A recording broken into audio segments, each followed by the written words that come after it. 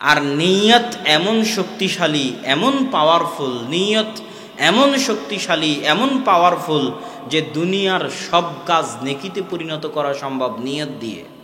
যে কাজ করেননি ওই কাজের নেকি পাবেন নিয়ত দিয়ে। আল্লাহ যদি আমার টাকা হয় আগামী বছর এই প্রোগ্রামের সব মানুষকে খাওয়াবো, পারেন আর না পারেন এই নিয়তের কারণে আপনি নেকি পাবেন। এটা ইসলামের মহত্ব, আল্লাহর রহমত, দয়া। শুধু তাই নয়, আপনি যদি গুনাহের নিয়ত করেন আর গুনাহ না করেন, করতে না পারেন, তোর জন্য কোনো গুনাহ লেখা হবে না। কিন্তু ভালো কাজের যদি নিয়ত করেন যে কাল সকালে ফজরের সালাত আদায় করব, পারেন বা না পারেন, নিয়ত করা মাত্রই এর জন্য নেকি লেখা হয়ে গেছে। শুধু তাই নয়, নিয়ত এত শক্তিশালী, রাসূল সাল্লাল্লাহু আলাইহি ওয়াসাল্লামের ভাষা অনুযায়ী আপনি যখন আপনার স্ত্রীর কাছে যান সহবাসে, ওটের বিনিময়েও আপনি আল্লাহ সুবহানাহু ওয়া তাআলার দরবারে নেকি পান। তখন সাহাবীরা আশ্চর্য হয়ে জিজ্ঞেস করেন, আল্লাহ রাসূল বলেন কি, এটা কেমনে সম্ভব? তখন রাসূল সাল্লাল্লাহু আলাইহি ওয়াসাল্লামের ভাষার সারমর্ম হচ্ছে, আল্লাহ সুবহানাহু ওয়া তাআলা এত অদয়ালু, এত অমেহেরবান, আল্লাহর মেহেরবানি, আল্লাহর দয়ার এত কমতি হয়ে যায়নি যে বান্দা যে কাজ হারামভাবে করবে ওটার জন্য আল্লাহ গুনাহ দিবে, আর ওই কাজ হালালভাবে করলে আল্লাহ নেকি দিবেন না। আল্লাহর দয়ার রহমতের এত কমতি, এত অভাব হয়নি। যে কাজ হারাম পন্থায় করলে গুনাহ হতো, ওই কাজ হালালভাবে করলে আল্লাহ কি দিবেন? নেকি দিবেন। স্ত্রীর মুখে লোকমা তুলে দেওয়ার পিছনেও নেকি আছে। নিয়ত লাগবে। আজকে ব্যবসা করছেন দুনিয়ার স্বার্থে, আজকে থেকে নিয়ত করে ওঠেন ব্যবসা করব এই জন্য যাতে বেশি টাকা ইনকাম করে বেশি আল্লাহর রাস্তায় ব্যয় করতে পারি। তাহলে সকাল থেকে সন্ধ্যা পর্যন্ত দোকানে যা ডিউটি দিবেন সব কিসে পরিণত হবে? নেকিতে পরিণত হবে। নিয়ত পরিবর্তন, সারা দুনিয়ার সব কাজ নেকিতে পরিবর্তন। সব কাজ 24 ঘন্টা নিয়ত পরিবর্তন, নেকিতে পরিবর্তন। আমি আজকে বক্তব্য দিতে আসছি, আমার নিয়ত যদি থাকে আল্লাহর দ্বীনের প্রচার, তাহলে আমার পুরো আশাটাই কি? নেকি। আর যদি আমার দুনিয়াবি কোনো স্বার্থ থাকে তাহলে আমার আশাটাকেই বৃথা। সম্মানিত উপস্থিতি, আমরা রিজিকের আলোচনা করতে গিয়ে বলছিলাম দুনিয়ার নিষ্ঠুর বাস্তবতা। এবার আসেন, রিজিক কি আল্লাহ সুবহানাহু তাআলার হাতে না মানুষের হাতে? এইটা কি মানুষ মুখেই বলে না অন্তরে বিশ্বাস করে? মানুষ অধিকাংশ কিন্তু মুখে বলে, অন্তরে বিশ্বাস করে না। আল্লাহ সুবহানাহু তাআলা পবিত্র কোরআন মাজিদে বলছেন যে ওয়ামা মিন দাব্বাতিন ফিল আরদি ইল্লা আলাল্লাহি রিজকুহা, এমন কোনো পশু প্রাণী, জীবজন্তু, জানোয়ার দুনিয়াতে বিচরণ করে না যাদের রিজিকের দায়িত্ব আল্লাহ সুবহানাহু তাআলা বহন করেন না। প্রত্যেক জীবজন্তু, পশু পাখি, জানোয়ার যারা পৃথিবীতে বিচরণ করে তাদের সকলের রিজিকের দায়িত্ব কে বহন করেন? আল্লাহ সুবহানাহু তাআলা বহন করেন। আল্লাহ সুবহানাল্লাহু ইয়াবসুতুর রিজকা লিমান ইয়াশা, আল্লাহ যাকে চান তার রিজিক প্রশস্ত করে দেন, যাকে চান তার রিজিক সংকীর্ণ করে দেন। মারিয়াম আলাইহা সালাতু ওয়াস সালামের নিকটে কুল্লামা দাখালা আলাইহা জাকারিয়াল মিহরাব, যখনই জাকারিয়া মারিয়ামের নিকটে প্রবেশ করে, ওয়াজাদা ইনদাহা রিজকা, দেখে অসময়ের ফলমূল, অসময়ের আম, জাম, কাঁঠাল, লিচু, তখন জাকারিয়া আলাইহি সালাতু ওয়াস সালাম জিজ্ঞেস করলেন, ইয়া মারিয়ামু আন্না লাকি হাদা, মারিয়াম এই অসময়ের ফল কোথায় থেকে? মারিয়াম বললেন, ইন্নাল্লাহা ইয়ারযুকু মান ইয়াশা বিগাইরি হিসাব, আল্লাহ যাকে চান তাকে বেহিসাব রিজিক দান করেন। আল্লাহু আকবার। একটা হাদিসে কুদসি শুনেন, রাসূল সাল্লাল্লাহু আলাইহি ওয়াসাল্লাম বলছেন, আল্লাহ বলেন, ইয়া ইবাদি কুল্লুকুম জায়ে, হে আমার বান্দারা, হে আমার গোলামেরা, হে আমার দাসেরা, শোনো, তোমরা যারা আজকে এখানে বসে আছো, মঞ্চে আছো, পৃথিবীতে আছো, শত কোটি মানুষ, সবাই ক্ষুধার্ত, সবাই ক্ষুধার্ত। দুপুরের পরে কি সবার ক্ষুধা লেগেছিল না লাগেনি? লেগেছে। আবার রাত্রে খাবারের পর সকাল হতে হতে কি লাগবে? ক্ষুধা লাগবে। কুল্লুকুম জায়ের, তোমরা সবাই ক্ষুধার্ত। পৃথিবীর রাজা, প্রেসিডেন্ট, বাদশাহ থেকে চাকর বাকর বন্ধু সব ক্ষুধার্ত। ইল্লা মান আতআমতু, সেই খেতে পায় যাকে আমি আল্লাহ খেতে দিই। সবাই ক্ষুধার্ত, খেতে পায় সে যাকে আমি আল্লাহ খেতে দিই। শোনো, ফাস্তাতিমুনি উতিমুকুম, অতএব খাবার চাও আমার নিকটে, আমি খেতে দিব। তাহলে খাবার চাইতে হবে কার নিকটে? আল্লাহর নিকটে। এটা আল্লাহর নির্দেশ, হাদিসে কুদসি। খেতে চাও আমার নিকটে আমি খাবার দিব।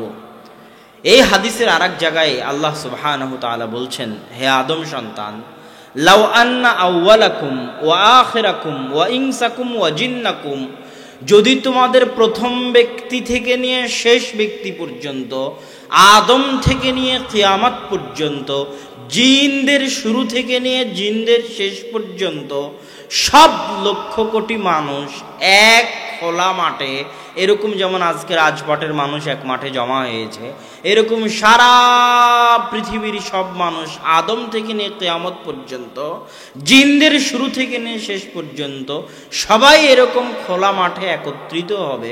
ফাসাআলু মাসআলাতাহুম, যার যা চাওয়ার আছে আমি আল্লাহ আমার নিকটে চাইবে, আর আমি একসাথে এক খোলা মাঠে আদম থেকে নিয়ে কিয়ামত পর্যন্ত লক্ষ কোটি মানুষের সব চাওয়া একবারে পূর্ণ করে যদি দিতে যদি পারি, দেওয়ার সক্ষমতা আমার আছে, আমি দিব, তো আমার এই দেওয়ার পরে আমার নিকটে যা আছে মা নাকাসা মিম্মা ইনদি, আমি দিয়ে দিলাম।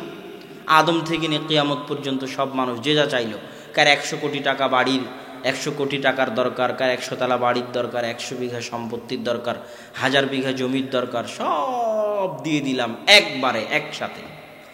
দেওয়ার পরে মা নাকাসা মিম্মা ইনদি, আমার নিকটে যে ধনভাণ্ডার আছে এই ধনভাণ্ডারে অতটুকুও কমতি সৃষ্টি হবে না। একটা সুঁই সমুদ্রে ডুবানোর পর ওই সুঁই উঠালে সুঁইয়ের সাথে লেগে থাকা পানির জন্য সমুদ্রের পানিতে যতটুকু কমতি সৃষ্টি হয়, সারা পৃথিবীর সব মানুষের চাওয়া পাওয়া একবারে খোলা মাঠে একসাথে পূর্ণ করে দিলে আমার নিকটে যে ধনভাণ্ডার আছে তাতে অতটুকুও কমতি সৃষ্টি হবে না। এটা আল্লাহ সুবহানাহু ওয়া তাআলার বাণী। তাহলে রিজিকের মালিক কে? আল্লাহ সুবহানাহু ওয়া তাআলা। এমপি সাহেবের যদি অনেক টাকা থাকে, মন্ত্রীর যদি অনেক টাকা থাকে, তো এমপি মন্ত্রীর ছেলের কি টাকা নিয়ে চিন্তা হয়? হ্যাঁ, কোনো চিন্তা কিন্তু হয় না। তো যারা কোটিপতি তাদের সন্তানের টাকা নিয়ে কোনো চিন্তা নাই। তো সকল কোটিপতিকে আল্লাহ সুবহানাহু ওয়া তাআলা বলছে আনতুমুল ফুকারা, তোমরা সবাই ফকির। এটা কোরআনের আয়াত। আল্লাহ সুবহানাহু ওয়া তাআলা সবাইকে কি বলেছেন? তোমরা সবাই ফকির। একমাত্র ধনীকে আল গানি আল্লাহ সুবহানাহু ওয়া তাআলা। এখন যে 100তে 100 আল্লাহর গোলাম, 100তে 100 আল্লাহর দাস, ওর কি রিজিকের ভয় থাকতে পারে? ওর কি টাকার ভয় থাকতে পারে? কেননা সে আসল ধনীর দাস, আসল ধনীর গোলাম আল গানি আল ওয়াহিদ আল কাহার। সকল কোটিপতিকে যিনি ফকির বলেন, সেই মহান সত্তা, মহান ধনীর যে 100তে 100 গোলাম, ওর কি টাকার ভয় হতে পারে? ওর কি রিজিকের ভয় হতে পারে? পারে না, অসম্ভব, হতে পারে না। যদি হয় তাহলে এখনো সে 100তে 100 আল্লাহর গোলাম হতে পারেনি। আব্দুল্লাহ বিন মাসউদ রাদিয়াল্লাহু তাআলা আনহু বলছেন, রাসূল সাল্লাল্লাহু আলাইহি ওয়াসাল্লাম বলেন, পৃথিবীর কোনো আত্মা মৃত্যুবরণ করবে না যতক্ষণ না তার ভাগ্যে লেখা রিজিক সে দুনিয়াতে পরিপূর্ণ করে। পৃথিবীর কোনো আত্মা দুনিয়া থেকে যাবে না যতক্ষণ না তার নিজের রিজিক কি করে নেয়? পরিপূর্ণ করে নেয়। তাহলে মৃত্যু যেভাবে মানুষকে খুঁজতেছে, মানুষের রিজিক সেভাবে মানুষকে খুঁজতেছে। এই হাদিস সেটাই প্রমাণ করে। আপনি দুনিয়া থেকে চিরদিন বেঁচে থাকবেন না, মরতে হবে, মরতে হবে। তো আপনার মরা একদিন আপনাকে ধরবেই। আর আরেক হাদিসে আল্লাহ রাসূল বলতেছে মরবে না ততক্ষণ যতক্ষণ রিজিকে যা আছে তা না খেয়ে নেয়। তাহলে মরতে হলে তো খেতে হবে, মরতে হলে তো রিজিক ভক্ষণ করতে হবে।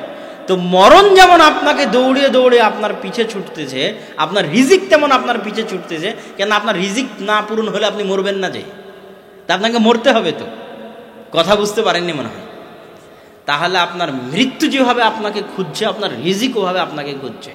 আপনি আপনার রিজিক না নিয়ে দুনিয়া থেকে যাবেন না। আর যেহেতু দুনিয়া থেকে যাবেন, অতএব রিজিক নিয়েই যেতে হবে। অতএব রিজিক আপনার পিছনে খুঁজতেছে। এখন কথা হলো, রিজিক যদি আল্লাহ সুবহানাহু তাআলার হাতে হয়, রিজিকের মালিক যদি আল্লাহ সুবহানাহু তাআলা হন, তাহলে আমাদেরকে ঘরে বসে কেন তিনি রিজিক দিতে পারেন না? আমরা ঘরে বসে কেন খাবো না? বেকার হয়ে থাকলাম, ঘরে বসে শুয়ে থাকলাম, তাতে কি? এটার আসল কারণ হচ্ছে, আলোচনার শুরুতে একটু ইঙ্গিত দিয়েছিলাম, এখন আরো স্পষ্ট করি। আল্লাহ সুবহানাহু ওয়া তাআলা পবিত্র কোরআন মাজিদে বলছেন, হুয়াল্লাযী জাআলা লাকুমুল আরদা দালুলান ফামশু ফি মানাকিবিহা ওয়া কুলু মির রিজকি। মহান আল্লাহ সেই সত্তা যিনি তোমাদের জন্য পৃথিবীকে করে দিয়েছেন অধীনস্থ। পৃথিবীকে কি করেছেন? অধীনস্থ করেছেন। অতএব পৃথিবীতে তোমরা চলো আর পৃথিবীর রিজিক তোমরা খাও, আল্লাহর অর্ডার।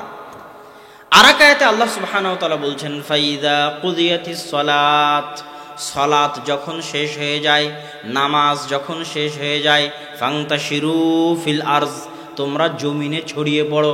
সালাত শেষ করে এসে ল্যাপের নিচে শুয়ে যেও না, সালাত শেষ করে এসে কম্বল মুড়ি দিয়ে শুয়ে যেও না, অলস হয়েও না।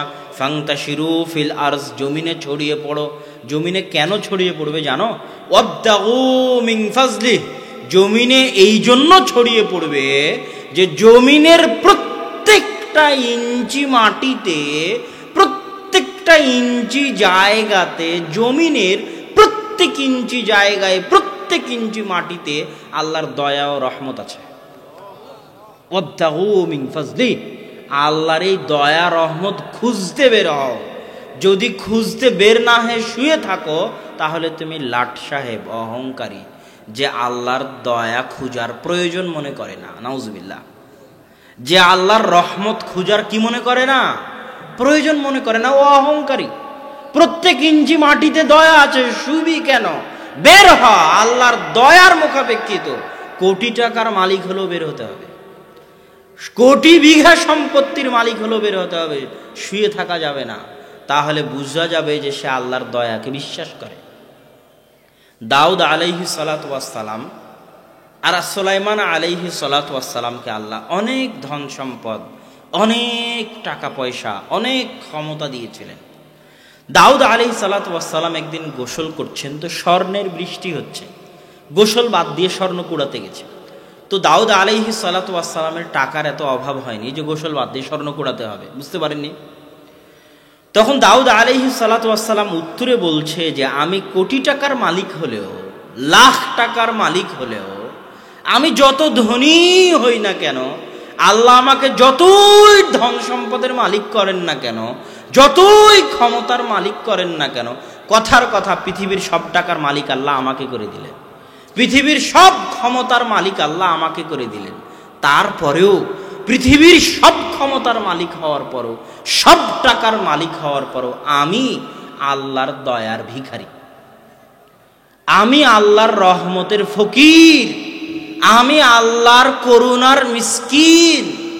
ওই যে বৃষ্টিটা হচ্ছে ওটা আল্লাহর দয়া, ওটা আল্লাহর রহমত, ওটা আল্লাহর করুণা।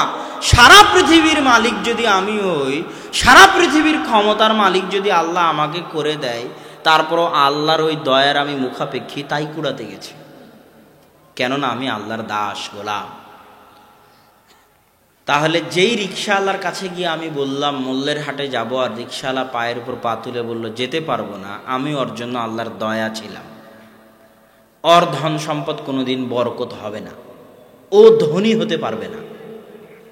আল্লাহর দয়াকে যে মূল্যায়ন করতে পারবে না, ও ধনী হতে পারবে না। ধনী হতে হলে হালাল উপায়ে ইনকাম করা যাবে, এরকম একটা টাকা ইনকামের যদি সুযোগ থাকে, তো ওই 1 টাকা ইনকামের পিছনে ছুটবে, দৌড়াবে হালাল উপায়ে ইনকাম করার জন্য, ও ধনী হতে পারবে। কেননা ওই 1 টাকাকে আল্লাহর দয়া মনে করে, ওই দয়া অনুসন্ধান করতে চায়, ওকে আল্লাহ ধনী করে দিবেন। কিন্তু যে ওই 1 টাকাকে অবমূল্যায়ন করবে, আমার দরকার নাই, আজকের ইনকাম হয়ে গেছে, ও ধনী হতে পারবে না। ড্রাইভারকে কল দিলাম, চলেন যাই অমুক জায়গায় যাব, ও যদি বলে না আমি আজ যেতে পারবো না, অলসতা করে, ও ধনী হতে পারবে না। ও দিন আনে দিন খায়, এভাবেই পার হয়ে যাবে অর্ধেক। সম্মানিত উপস্থিতি, রিজিক বৃদ্ধির সবচেয়ে বড় উপায় যেটা আমরা বলছিলাম, কেন রিজিক অন্বেষণ করতে হবে? কেন রিজিক কার দয়া? আল্লাহর দয়া। তুই যদি না করিস তাহলে তুই অহংকারী, তুই যদি ঘরে বসে শুয়ে থাকিস তাহলে তুই অহংকারী। 1 টাকা হালাল উপায় ইনকাম করার উপার্জন থাকলে আর পিছনে দৌড়াতে হবে, এটা বুঝাতে যে আমি ওই 1 টাকা আল্লাহর দয়া, আমি আল্লাহর দয়ার মুখাপেক্ষী। এই জন্য রিজিক উপার্জন করতে হবে, অর্জন করতে হবে, এটা আল্লাহর নির্দেশ। আল্লাহ সুবহানাহু ওয়া তাআলা কোরআনে বলেছেন এভাবে।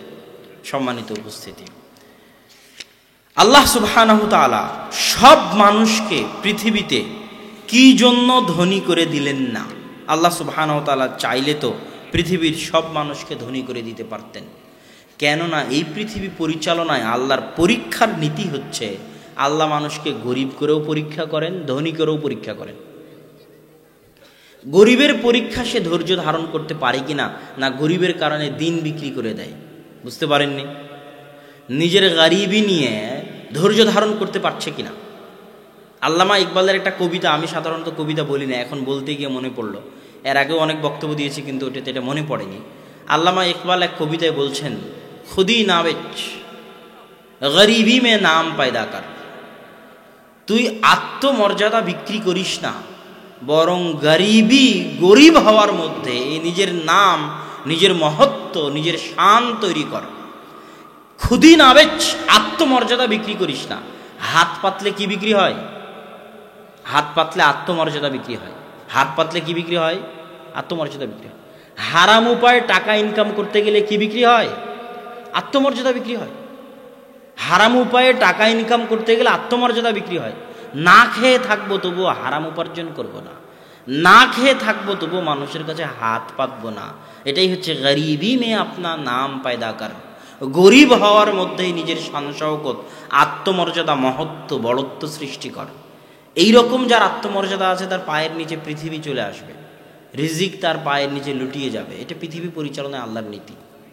সম্মানিত উপস্থিতি, আমরা আলোচনা করছিলাম আল্লাহ কেন সবাইকে ধনী করেননি। গরিবের পরীক্ষা ওইটা ধৈর্য ধারণ করতে পারছে কিনা। ধনীর পরীক্ষা এটা যে ধনী হওয়ার পর অহংকারী হয়ে গেল কিনা। Common problem, major problem. কালকে ফকির ছিল, আজ ধনী হয়ে গেছে, আর দিন ধর্মের নামগন্ধ নাই, আর কোরআন হাদিসের নামগন্ধ নাই। বাড়িতে এখন ও ধনী হয়ে গেছে মানে এমন কি হয়ে গেছে, এখন দুনিয়ার কোনো বিধিনিষেধ তার জন্য চলবে না, ইসলামের কোনো নিয়ম কানুন সে মানতে এখন আর রাজি নয়। এইটা তার পরীক্ষা। দাউদ সুলাইমান কি ধনী ছিল না? তোমাদের চাইতে বেশি ধনী ছিলেন। ওসমান কি ধনী ছিলেন না? তোমাদের চাইতে বেশি ধনী ছিল। 30,000 মানুষকে খাওয়াবে ওসমান 3 মাস, আর তাদের অর্ধেকের যাতায়াতের খরচ 15,000 উট দিবে। 15,000 উটের দাম কত জানো? 30,000 মানুষকে একটা দেশের সরকার 3 মাস খাওয়াতে পারবে না। একটা দেশের সরকার 3 মাস খাওয়াতে পারবে না, বসে থেকে ফ্রি 3 বেলা। তো ওসমানের চাইতে তুমি বেশি ধনী হতে পারে না, অসম্ভব। দাউদ সুলাইমান, ওসমান, আব্দুল্লাহ বিন জুবাইর, আব্দুর রহমান বিন আউফ, এদের চাইতে তোমরা বেশি ধনী নও। কিন্তু এদের ফল কি? আল্লাহ দাউদকে যত ধনী করেছে, সুলাইমানকে যত টাকা দিয়েছে, সুলাইমান আর দাউদ আল্লাহর শুকরিয়ায় মাথা তত নত করেছে। আল্লাহু আকবার। দাউদ আলাইহিস সালাম একদিন পর একদিন সিয়াম রাখতেন, রাতে উঠে সালাত আদায় করতেন, জবুর তেলাওয়াত করতেন। আল্লাহ যত দিয়েছে, আল্লাহর দাসত্বে, আল্লাহর দয়ার শুকরিয়ায় মাথা তত নত করেছে। তখন আল্লাহ আরো বাড়িয়ে দিয়েছে। এটা আল্লাহ পছন্দ করে। আপনি হালাল উপায়ে 100 তলা বাড়ি বানান, কে বানাতে নিষেধ করেছে? বানানোর পর লিখে দিবেন হাযা মিন ফাজলি রব্বি, এই বাড়ি আমার প্রতিপালকের দয়া, আমি নিজে বানাতে পারিনি, আল্লাহ দয়া করেছে বলে পেরেছে। এটা আল্লাহ চান, এটা আল্লাহ ভালোবাসেন। তাহলে ধনীকে আল্লাহ পরীক্ষা করেন যে ধনী হওয়ার পর সে অহংকারী হয় না আল্লাহ যত দিচ্ছেন তত আল্লাহর সামনে নত হয়। যদি অহংকারী হয় তাহলে সে ধনী হওয়ার ডিজার্ভ করে না। ডিজার্ভ করা বুঝেন? মানে ধনী হওয়ার যোগ্য নয় কিন্তু হয়ে গেছে। ধনী হওয়ার যোগ্য নয় কিন্তু হয়ে গেছে। এ ধনী থাকতে পারবে না। হয় এ ফকির হয়ে যাবে, না হয় ওর ছেলে ফকির হয়ে যাবে, না হয় তার ছেলে ফকির হয়ে যাবে। কেননা ও ধনী হওয়া ডিজার্ভ করে না, ও ধনী থাকতে পারবে না। ধনী হওয়ার পরে যে অহংকারী হয়ে যায়, ও ধনী থাকতে পারবে না। ঠিক তেমনি আরেকজনও ধনী থাকতে পারবে না যে তার বাড়ির নেয়ামতকে অবমূল্যায়ন করে। আপনার স্ত্রী চাউল ধুচ্ছে, আব্বুর বহু বক্তব্যে আছে এ কথা। চাউল ধুতে গিয়ে একটা চাউল পড়ে গেছে, ওইটা যদি পাল্টা ধুয়ে উঠিয়ে না নেয় তাহলে আব্বুর বক্তব্যে বলা আছে ও হস্তিনী স্ত্রী। যে বাড়িতে এই স্ত্রী আছে, কোটি টাকার মালিক হলেও ওই চাউল উঠিয়ে নিতে হবে। ওই চাউল কার দয়া? আল্লাহর দয়া। যদি না উঠিয়ে নেয় তো ও একদিন ফকির হবেই হবে। ও না হলে ওর ছেলে হবে, তার ছেলে না হলে তার ছেলে হবে, তার ছেলে না হলে তার ছেলে হবে, টাকা ওর বাড়িতে থাকবে না, টাকা থাকার ও যোগ্য নয়। কেননা ও আল্লাহর নেয়ামতকে কি করেছে? ছোট করেছে। রাসূল সাল্লাল্লাহু আলাইহি ওয়াসাল্লাম বলছেন, যখন তোমাদের কেউ খেতে বসে তখন খাওয়া শেষ হলে যেন হাত কি করে? চেটে খায়, প্লেট যেন চেটে খায়। কোথায় বরকত আছে সে জানে না। ওই হাতে লেগে থাকা রিজিকও আল্লাহর দয়া, ওই প্লেটে লেগে থাকা ভাতও আল্লাহর দয়া, ওটাতে বরকত থাকতে পারে। তোমাদের কারো হাত থেকে যদি খাবার পড়ে যায় তো তুলে নিয়ে ময়লা ধুয়ে ফেলে যেন খেয়ে নেয়, ওই খাবারকে যেন শয়তানের জন্য না রাখে। কেন? ওই খাবারটা কার দয়া? আল্লাহর দয়া। তাহলে ওই বাড়ির মালিকও ধনী থাকতে পারবে না যেই বাড়ির মালিক ধনী হওয়ার পর অহংকারী হয়ে যায়, আল্লাহকে ভুলে যায়, ধনী হওয়ার পর নেয়ামতের অবমূল্যায়ন করে। সম্মানিত উপস্থিতি, পরের আলোচনা আল্লাহ সুবহানাহু ওয়া তাআলা যেটা বলছিলাম, এই আলোচনা শেষ হয়নি এখন। আল্লাহ সুবহানাহু ওয়া তাআলা সবাইকে ধনী কেন করেননি? পরীক্ষার একটা ঘটনা বলে শেষ করব। বনি ইসরায়েলের 3 জন ব্যক্তি, একজন অন্ধ, একজন টাক, আর আরেকজন ধবল রোগী, তাদেরকে আল্লাহ সুস্থ করে দিলেন, ধনী করে দিলেন। ফেরেশতা পাঠালেন, ফেরেশতা গিয়ে বলে মুসাফির সব হারিয়ে ফেলেছি, কিছু সাহায্য করেন। 2 জন করেনি, একজন অন্ধ ব্যক্তি করেছে। ঘটনা তো জানেন। তো এখানে কথা হচ্ছে, এই ফেরেশতা কি সত্যি ফকির ছিল? ফেরেশতা তো ফেরেশতা, ও তো ফকির নয়। তো এখন এরা 3 জন যদি যাচাই করতে লাগতো, চলো তো আগে খুঁজে দেখি সত্যি ফকির নাকি গরিব, তারপরে একে দান করব, বুঝতে পারেননি? তাহলে কিন্তু পরীক্ষায় টিকতে পারত না। চাইতে এসেছে, ফিরাতে হবে না। নিয়ে গিয়ে ও যদি হারাম কাজে লাগায়, ওর জন্য ও দায়ী। কিন্তু কেউ আপনার কাছে হাত পাতবে আর আপনি তার হাত ফিরিয়ে দিবেন, মানে আপনি আল্লাহর পরীক্ষায় কি হচ্ছেন? ফেল করতেছেন। এটা প্রত্যেকটা পরীক্ষা, এক একটা ফকির আপনার কাছে হাত পাচ্ছ একটা পরীক্ষা, এটা আপনি ফেল হচ্ছেন। সুতরাং হাত পাতা ব্যক্তিকে ফিরিয়ে দিতে হবে না, এটাও ধনী ব্যক্তির জন্য পরীক্ষা। সম্মানিত উপস্থিতি, পরের আলোচনা রিজিক বৃদ্ধির উপায়। রিজিক মানুষের কিভাবে বাড়তে পারে, মানুষ কিভাবে টাকা পয়সা বেশি করতে পারে, করা উচিত, করার চেষ্টা করা উচিত। তার 1 নম্বর আলোচনা হচ্ছে বরকত। 1 নম্বর আলোচনা কি? বরকত। তার প্রথম আলোচনা বরকতের। বরকত আসে আল্লাহর পক্ষ থেকে। সব বরকত কার কাছ থেকে আসে? আল্লাহর পক্ষ থেকে। বরকত আসে ফেরেশতার মাধ্যমে। যেখানে আল্লাহর সাথে সম্পৃক্ত কিছু আছে, যেখানে ফেরেশতা আছে, ওখানে বরকত আছে। আর বরকতের বিপরীত, আগুন আর পানি পরস্পরের বিপরীত নয়, বিপরীত। তো বরকতের বিপরীত, ফেরেশতার বিপরীত হচ্ছে শয়তান। কে? যেখানে শয়তান আছে ওখানে কি নাই? বরকত নাই। যেখানে শয়তান আছে ওখানে ফেরেশতাও নাই, ওখানে বরকতও নাই। এবার আসেন আল্লাহর নাম। আল্লাহর সাথে সম্পৃক্ত সবই বরকত। 1 নম্বরে আল্লাহর নাম। রাসূল সাল্লাল্লাহু আলাইহি ওয়াসাল্লাম বলছেন, যখন তোমাদের কেউ খেতে বসে তখন যেন বিসমিল্লাহ আল্লাহর নাম বলে খায়। যদি আল্লাহর নাম না বলে খায়, ইয়াকুলু মাআহু শয়তান, তার সাথে শয়তান খায়। তার সাথে কে খায়? তাহলে শয়তান আসলো মানে কি নাই? একটু জোরে বলতে হবে, কি নাই? বরকত নাই।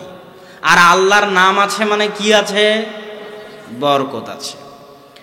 রাসূল সাল্লাল্লাহু আলাইহি ওয়াসাল্লাম বলছেন, যখন তোমাদের কেউ বাড়িতে প্রবেশ করে তখন সে যেন আল্লাহর নাম নেয়। আল্লাহর নাম হচ্ছে আসসালাম, শান্তি। এটা কার নাম? আল্লাহর নাম। আসসালামু আলাইকুম ওয়া রাহমাতুল্লাহ, শান্তি এবং আল্লাহর রহমত আপনাদের উপর বর্ষিত হোক। যদি আল্লাহর এই নাম বাড়িতে ঢোকার সময় না নেয় তো শয়তান বলে, শোনো, এই বাড়ি তোমাদের থাকার জায়গা, এই বাড়ি তোমাদের খাওয়ার জায়গা, এই বাড়ি তোমাদের আড্ডা দেওয়ার জায়গা। তো যেই বাড়িতে শয়তান আড্ডা দিবে, থাকবে, খাবে, ওই বাড়িতে কি থাকবে না? জোরে কথা বলতে হবে, কি থাকবে না? বরকত থাকবে না। আর যখনই ঢোকার সময় বলবে আসসালামু আলাইকুম ওয়া রাহমাতুল্লাহ, তখন শয়তান বলবে, শোনো, এই বাড়িতে তোমাদের থাকার জায়গাও নাই, খাওয়ার জায়গাও নাই, আড্ডা দেওয়ার জায়গাও নাই। তো যে বাড়িতে শয়তান থাকতে পাবে না, খেতে পাবে না, ওই বাড়িতে কি বর্ষিত হবে? বরকত বর্ষিত হবে।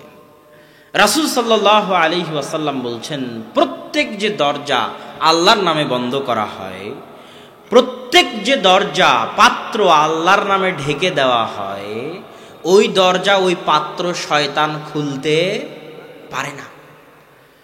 সম্মানিত উপস্থিতি, তাহলে একদিকে বরকত, একদিকে শয়তান, একদিকে আল্লাহ সুবহানাহু ওয়া তাআলা। আল্লাহর নাম গেল, এবার আল্লাহর বাণী। কোরআন, কোরআনবিহীন জীবন কুকুর শ্রীগালের জীবন, কোরআনবিহীন জীবন গরু মহিষের জীবন, কোরআনবিহীন জীবন, কোরআনবিহীন বাড়ি অন্ধকার বাড়ি, কবরের মতো অন্ধকার বাড়ি। তো আপনি বাড়িতে যদি বরকত চান, ব্যক্তিগত জীবনে যদি বরকত চান,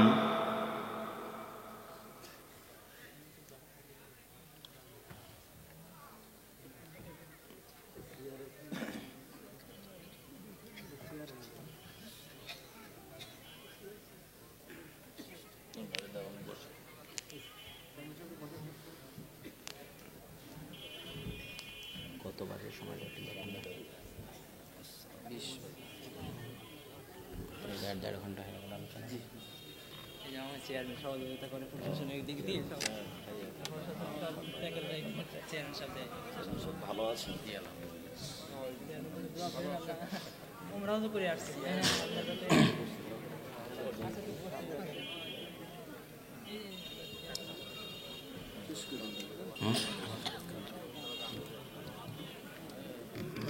তো সম্মানিত উপস্থিতি, আমরা আলোচনা লম্বা করব না, সংক্ষিপ্তভাবে শেষ করে দিই।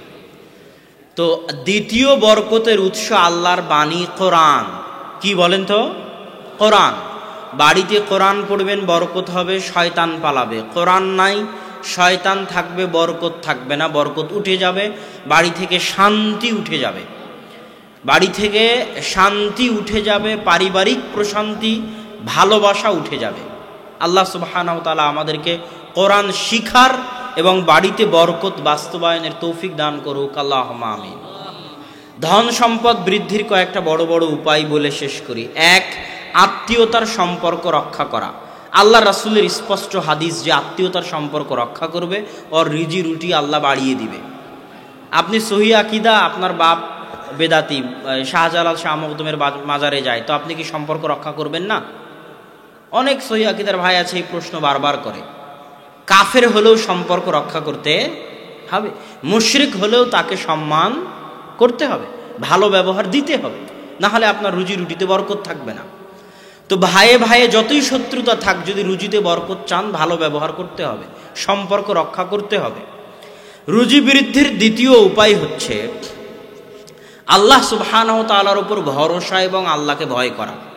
আল্লাহ সুবহানাহু ওয়া তাআলা কোরআনে বহু আয়াতে বলেছেন যে আল্লাহকে ভয় করবে, আল্লাহর উপর ভরসা করবে, আল্লাহ আর একটা রাস্তা বের করেই দিবেন। কোন দিক দিয়ে বের করে দিবেন ও নিজেও কল্পনা করতে পারবে না। আল্লাহ আর রিজি রুটির ব্যবস্থা কোন দিক দিয়ে করে দিবেন ও নিজেও কল্পনা করতে পারবে না, যদিও আল্লাহকে ভয় করে, আল্লাহর উপর ভরসা করে। ওমর রাদিয়াল্লাহু তাআলা আনহু বলছেন, শোনো, আজকেও পৃথিবীর লক্ষ কোটি পাখি বাড়ি থেকে বের হয়েছে খালি পেটে আর ফিরে গেছে ভরা পেটে। ওই লক্ষ কোটি পাখিকে কে খাওয়ালো আজকে? আল্লাহ। তো মানুষও যদি সত্যিকার আল্লাহর উপর ভরসা করতে পারে, তো মানুষকেও আল্লাহ কি করবেন? খাওয়াবেন। তাহলে আল্লাহর উপর ভরসা, আল্লাহকে ভয় করা, আত্মীয়তার সম্পর্ক রক্ষা করা। চার, আল্লাহর নিকটে ক্ষমা চাওয়া। ওমর রাদিয়াল্লাহু তাআলা আনহু বৃষ্টি প্রার্থনার সালাতে গেলেন, বৃষ্টি প্রার্থনা না করে উনি ক্ষমা চাইতে বলছেন। তো মানুষজন জিজ্ঞেস করছে, আপনি বৃষ্টি না চেয়ে ক্ষমা চাইতে বলছেন কেন? তখন উনি কোরআনের একটা আয়াত তেলাওয়াত করলেন, ফাকুলতুস্তাগফিরু রাব্বাকুম ইন্নাহু কানা গাফফারা ইরসিলিস সামা আলাইকুম মিদরারা। তোমরা আল্লাহর নিকটে ক্ষমা চাও, ক্ষমা চাইলে আসমান মুষলধারে বৃষ্টি বর্ষণ করবে, আল্লাহ তোমাদের সন্তান সন্ততি এবং ধন সম্পদ বাড়িয়ে দিবে। কোরআনের ওয়াদা, আল্লাহর ওয়াদা। আর মানুষ ওয়াদা ভঙ্গ করতে পারে, কিন্তু আল্লাহ ওয়াদা ভঙ্গ করেন না। ইন্নাল্লাহা লা ইউখলিফুল মিআদ। তাহলে আল্লাহর নিকটে ক্ষমা চাওয়া রিজিক বৃদ্ধির উপায়, রিজিকে বরকত হওয়ার উপায়। রিজিক বৃদ্ধি এবং রিজিকে বরকত হওয়ার বড় উপায় অত্যাধিক সন্তান সন্ততি এবং বিবাহ। বিবাহ করলে রিজিকে বরকত হবে, সন্তান সন্ততি বেশি হলে রিজিকে বরকত হবে। কিভাবে? পৃথিবীতে প্রত্যেকটা মানুষ নিজ নিজ রুজি ভাগ্য নিয়ে এসেছে। আপনি যখন একাই ছিলেন, আপনার রিজিক আল্লাহ আপনার হাত দিয়ে দিবে। আপনি যখন বিবাহ করে একটা মেয়েকে আপনার বাড়িতে এনেছেন, ওর ভাগ্যে রিজিক লেখা আছে, ওর রিজিক ও তো আর বাহিরে গিয়ে কাজ করে খায় না, তো ওর রিজিক আল্লাহ কার হাত দিয়ে দিবে? ওর স্বামীর হাত দিয়ে দিবে, বুঝেন নেই? আপনার সন্তান হলো একটা, দুইটা, তিনটে, সবাই নিজ নিজ রিজিক নিয়ে এসেছে, তো ওর ছোট ছেলেও তো আর কাজ করতে পারে না, ইনকাম করতে পারে না, তোর রিজিক আল্লাহ দিবে না? তোর রিজিক আল্লাহ কার হাত দিয়ে দিবে? বাপের হাত দিয়ে দিবে। তো যতজনের রিজিকের দায়িত্ব আপনি নেবেন, ততজনের রিজিকের দায়িত্ব, রিজিকের ব্যবস্থা আল্লাহ আপনার হাত দিয়ে করে দিবে। এই জন্য আল্লাহ বলছে, লা তাকতুলু আওলাদাকুম খাশিয়াতা ইমলাক, তোমরা দারিদ্রতার ভয়ে সন্তান হত্যা করিও না। নাহনু নারযুকুকুম ওয়া ইয়াহুম, তোকেও খাওয়াই আমি, তোর সন্তানকেও খাওয়াবো আমি। এই পৃথিবী কি মানুষ চালায় না আল্লাহ চালায়? পৃথিবী আল্লাহ চালায়। পৃথিবী কি মানুষ সৃষ্টি করেছে না আল্লাহ সৃষ্টি করেছে? আর মানুষ কি মানুষের সৃষ্টিজীব না আল্লাহর সৃষ্টিজীব? আল্লাহর সৃষ্টিজীব। আল্লাহর পৃথিবীতে আল্লাহর সৃষ্টিজীব আসবে যাবে, চিন্তা আল্লাহর না মানুষের? চিন্তা আল্লাহর। আল্লাহ বলেছে, ওমা মিন দাব্বাতিন ফিল আরদি ইল্লা আলাল্লাহি রিজকুহা, জমিনের যত পশু প্রাণী পাখি আছে সবকে খাওয়ায় কে? একটা বৈজ্ঞানিক তথ্য পরিসংখ্যান আছে, জানলে আশ্চর্য হবেন। সারা পৃথিবীর যত জীবজন্তু আছে পানিতে এবং জমিনে, পানি কিন্তু প্রচুর, মহাসাগর, বিশাল বিশাল মহাসাগর, ওই মহাসাগরের লক্ষ কোটি প্রাণী আছে, আবার জমিনেও লক্ষ কোটি প্রাণী আছে। তো এই জমিনের লক্ষ কোটি প্রাণী, মহাসাগরের লক্ষ কোটি প্রাণী একদিনে যা খায়, সারা পৃথিবীর মানুষ একদিনে অত খায় না। তাহলে এই সমুদ্রের লক্ষ কোটি প্রাণী আর এই জমিনের লক্ষ কোটি প্রাণীকে কে খাওয়াচ্ছে? আল্লাহ। অথচ মানুষ একদিনে অত খেতে পারে না, এই সমুদ্র আর জমিনের লক্ষ কোটি প্রাণী একদিনে যত খায়। তো ওদের খাওয়ার ব্যবস্থা যদি আল্লাহ করতে পারে, মানুষের পারবে না? অবশ্যই পারবেন। এই জন্য অন্তরে বিশ্বাস করেন না মুখে বিশ্বাস করেন, এটার প্রমাণ এই জায়গাতে হবে যে সন্তান নিতে গিয়ে সন্তান কম নিবেন, সন্তানকে হত্যা করবেন রিজিকের ভয়ে, তাহলে আপনি মুখে আল্লাহকে বিশ্বাস করেন রিজিকদাতা হিসেবে, অন্তরে নয়। এই জন্য আল্লাহ কোরআনে চ্যালেঞ্জ দিয়ে বলে দিয়েছে যে তোর রিজিকের মালিকও তুই নোস, আপনি আপনার রিজিকের মালিক নন। তোকেও খাওয়াই আমি, তো তোকে যখন এখনো আমি খাওয়াচ্ছি, তোর সন্তানকেও খাওয়াবো আমি। অতএব সন্তান বেশি হলে এবং বিবাহ করলে আল্লাহ সুবহানাহু ওয়া তাআলা রুজি রুটিতে বরকত দিবেন। ব্যস্ততার মধ্যে থাকলে আল্লাহ রুজি কমিয়ে দিবেন, ইবাদতের জন্য সময় বের করলে আল্লাহ রুজি বাড়িয়ে দিবেন, এটা আল্লাহর ওয়াদা। এবং রাসূল সাল্লাল্লাহু আলাইহি ওয়াসাল্লামের হাদিস যে কেউ যদি ইবাদতের জন্য আল্লাহর সময় বের না করে, তো আল্লাহ কোনোদিন আর ব্যস্ততা শেষ করবেন না, আর ব্যস্ততা বাড়তেই থাকবে, বাড়তেই থাকবে, বাড়তেই থাকবে, কোনোদিন শেষ হবে না, আল্লাহ শেষ হতেও দিবেন না।